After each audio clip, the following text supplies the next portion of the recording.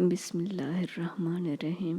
شروع اللہ کے نام سے جو بڑا مہربان نہایت رحم والا ہے۔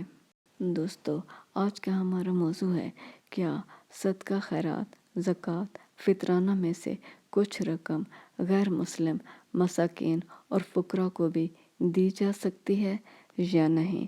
صدقہ خیرات کے باب میں گو فقراء اور مساکین میں مسلمانوں کی ترجیح ایک قدرتی بات ہے، لیکن اسلام کا یہ عام فیصلہ ہے کہ زکوٰۃ کے علاوہ دوسرے عام صدقہ خیرات فطرانہ غیر مسلموں کو دیے جا سکتے ہیں۔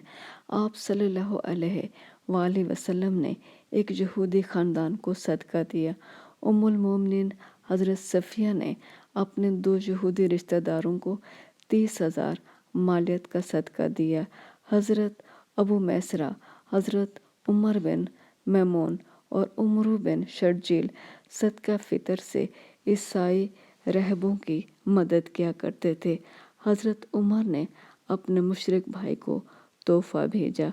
اس سے معلوم ہوا کہ زکوٰۃ کے علاوہ ہر قسم کا صدقہ خیرات اور فطرانہ ہم غیر مسلم بھائیوں کو دے سکتے ہیں۔